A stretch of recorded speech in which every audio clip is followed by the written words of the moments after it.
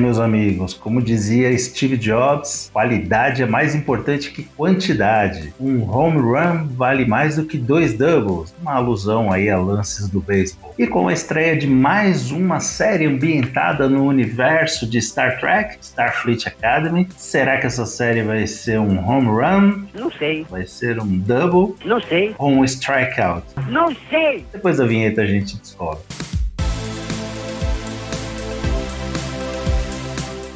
Fala pessoal, Beto Fernandes aqui, sejam muito bem-vindos ao canal Quadrante Alfa. Já deixa um like, se inscreve no canal, comenta e compartilha com seus amigos que são trekker, mas trekker raiz. Vamos ver o que eles acham. Com roteiros de Gaia Violo, eu não sei se é assim que pronuncia, mas ganhou destaque com a boa série Absentia e produção dele, Alex Kurtzman, o novo vilão de Star Trek, a Kathleen Kennedy de Star Trek. Starfleet Academy se passa na mesma linha temporal das últimas temporadas de Discovery, isso é, lá no distante século 32, e acompanha uma turma de cadetes depois de mais de um século. Isso porque, cerca de 120 anos antes, aconteceu o evento cataclísmico conhecido como a Queima, ou The Burn, onde todos os cristais de lítio da galáxia, essenciais para as viagens espaciais, se tornaram inertes ao mesmo tempo, causando uma explosão generalizada de todas as naves e a morte de bilhões de pessoas. Se você não assistiu Discovery, você provavelmente vai me perguntar, mas Beto, o que causou isso?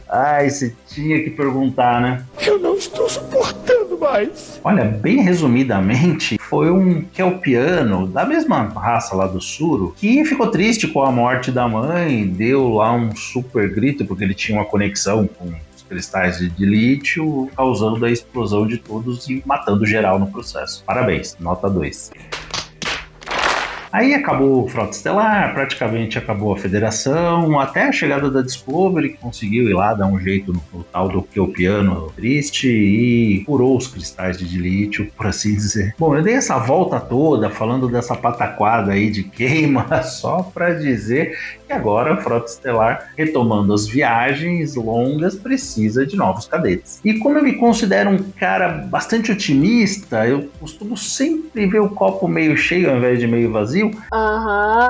Sei. Eu acreditei que essa série poderia estar mais inclinada a Strange New Worlds do que Discovery, desse pacote recente de séries. Mas pelo que eu vi nesses primeiros episódios, acho que não. Ih, rapaz. A série já começa meio mal, com uma cena que eu achei meio patética, assim, um julgamento sem advogado nem nada, onde uma mãe é separada do filho, porque a mãe se envolveu com o vilão da série, vivido pelo excelente Paul Giamatti, por sinal.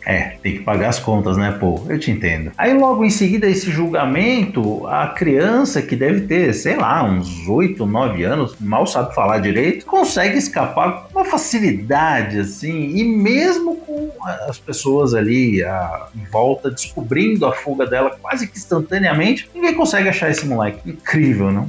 Morre, diabo! Aí a série ela dá um salto temporal, anos depois ele acaba sendo preso, né? E se junta aos cadetes da frota com a promessa de que vai ser ajudado a encontrar sua mãe, que está desaparecida. Bom, o que eu vi nesses primeiros 6 episódios foi uma tentativa meio mal sucedida de dialogar com esse público mais jovem, no caso, os adolescentes. E assim, né, pessoal, hoje em dia um dos grandes problemas é justamente você conseguir se conectar com esse público mais jovem que não sai do smartphone e muitos têm graus diferentes de déficit de atenção. Mesmo com diálogos extremamente expositivos, tramas simples, pelo menos no que eu vi até agora, eu acho realmente muito pouco provável que essa série consiga trazer um público fora do nicho de ficção científica, ou mais precisamente do nicho de Star Trek mesmo. Na verdade, eu acho que nem o público fã de Star Trek vai curtir muito essa série, uma boa parte pelo menos. E também aquela história, né? O público-alvo de uma série de ficção científica é sempre aquelas pessoas já predispostas a curtir esse gênero em particular. Sempre foi assim. É verdade. Quer dizer, às vezes não. Eu tô falando isso porque não adianta ficar colocando aqueles draminhas adolescentes, conflitos bobos por causa de ego e outras bobagens aí, características de séries adolescentes que tem aos montes aí nos sistemas de streaming. Eu realmente acho que isso não vai dar certo, pelo menos na minha humilde opinião. Tá bom. Bom, o que fazer então? Como atrair novos públicos para esse tipo de conteúdo? Afinal de contas, nós, fãs pré-históricos, não vamos viver para sempre. Realmente precisa ter uma renovação. E eu vou começar a tentar responder isso utilizando a mim mesmo como exemplo. Eu me tornei fã de Star Trek graças aos meus irmãos mais velhos, que me apresentaram a série clássica e, obviamente, fizeram de tudo para que eu curtisse essa série. Naquela altura do campeonato, seria muito pouco provável que eu me tornasse fã de Star Trek se não fosse a influência dos meus irmãos. Bom, mas aonde eu tô querendo chegar? Não sei. Uma série, hoje em dia, de Star Trek, pra funcionar, pra dar certo, ela tem que ser tão boa, mas tão boa, que faça, primeiramente, o fã tradicional querer assistir. É mesmo? Tem que ter histórias legais, criativas e bem escritas. Personagens cativantes, bons atores e bons diálogos. E tem que ter fanservice, galera. Não, a gente é fã e a gente quer service. Mas não de qualquer jeito, jogado, assim como a gente vê em muitas produções recentes. Tem que ter um sentido que mova a história, um sentido na narrativa. Eu vou dar o exemplo do 5º episódio da série Starfleet Academy, onde se tenta fazer uma homenagem ao Benjamin Sisko. Fiquem tranquilos que eu não vou dar spoiler nem nada. Em alguma medida, essa homenagem até funciona um pouco, emociona um pouco em alguns momentos. Mas o episódio todo, ele deixa muito a desejar na construção e na condução da trama, se limitando a algumas migalhas de informação que no final deixaram a gente com aquela sensação de que, poxa, podia ter sido muito melhor. Outra coisa que eu acho que podia ter melhorado é a própria escalação do elenco. Afinal de contas, se você quiser conquistar um público mais jovem, eles precisam se identificar, não só com os personagens, mas com os atores também, querendo ser como eles, por exemplo. Não vejo isso nessa série. E assim, pessoal, para a série ser boa, ela precisa se livrar daqueles clichês forçados de sempre, da lacração. Gente, ninguém aguenta mais isso. Sempre a mesma história recentemente. Esse foi um dos grandes problemas de Discovery, que acabou saturando a audiência, desgastando a audiência, que só queria curtir uma boa história. Então, se a Paramount focar em não cometer esses erros que eu citei e focar em boas histórias, bom conteúdo, é muito mais fácil você trazer um público novo para a série. Imagina que legal se a gente pegasse essa turma e com boas histórias, desenvolvendo os personagens ali na academia, aquela coisa toda, e aí depois de, 2 temporadas, 3 temporadas, viesse uma nova série, dessa vez com essa tripulação indo para uma nave, e aí com novas aventuras. Seria muito legal. Certamente que sim. Mas aí, os produtores, na tentativa de criar aí um ambiente desconstruído, acabam realizando algumas bizarrices, como por exemplo, a capitã / chanceler, até agora eu não sei direito se ela é capitã, se ela é chanceler, que fica sentada toda torta na cadeira ali, só pra fazer uma imagem, olha só como eu sou diferentona, andando descalça pra lá e pra cá. Aí ela vai conversar com alguém, a pessoa sentada, ela deita a cabeça no colo da pessoa.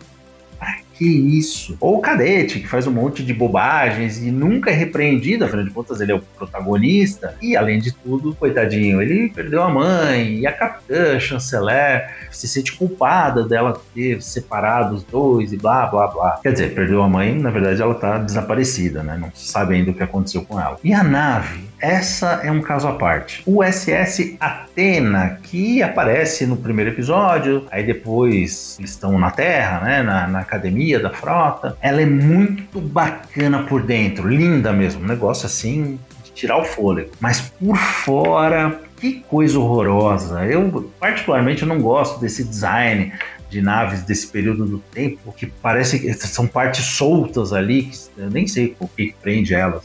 E detalhe, eu quase ia me esquecendo, dos mesmos criadores do Predador com harmonização facial, nós temos o Klingon Gourmet, filho de Enzo, membro da casa de Nutella. Esse aí certamente paga mais de 30 pila para cortar o cabelo, só bebe em copo Stanley e deve ser craque no CrossFit. No, God! No! God, please, no! No!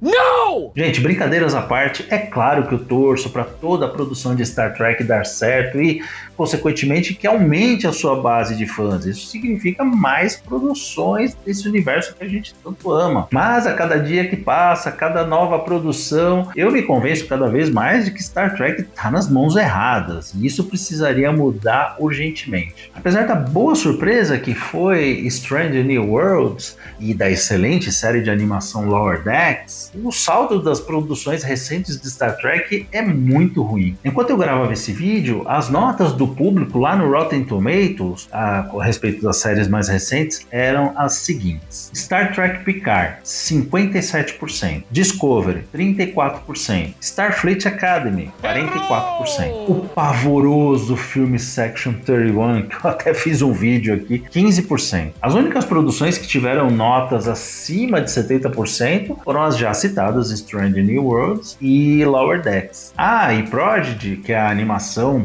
feita para o público infantil, ela também tem uma nota boa, na verdade a melhor nota que tem, mas como eu não assisti essa série, então eu não vou opinar. Beto, mas você está ignorando a nota dos especialistas, dos críticos.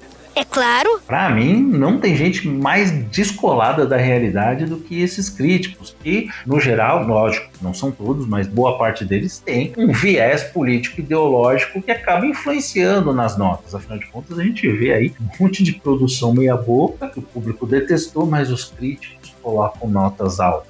Então, eu prefiro me basear na nota do público mesmo. Então, pessoal, para concluir, infelizmente, eu acho Starfleet Academy um erro. Eu acho que essa série vai dar prejuízo, embora no streaming fica difícil de quantificar isso aí. Mas eu acho realmente que a série ela não vai decolar, principalmente por conta das pessoas envolvidas no projeto. Aliás, se eu fosse o manda-chuva da Paramount, ao invés de uma série live action desse tema, eu mandaria fazer uma série de animação, mais ou menos no estilo The Clone Wars e Rebels lá de Star Wars. Muito mais barata de fazer, podendo expandir muito mais a história e incluir mais participações especiais. Quer fazer uma homenagem ao Sisko, que eu adoro, é o meu personagem principal de Star Trek, Deep Space Nine, a série que eu mais gosto? Faz na animação. Ele pode até aparecer no episódio. Mas o ator tá aposentado. Tudo bem, vai lá e fala, Avery Brooks, assina aqui, nós te pagamos um cascalho, você fica em casa e libera o uso da sua voz pra gente fazer um episódio lá com você. Pode ser,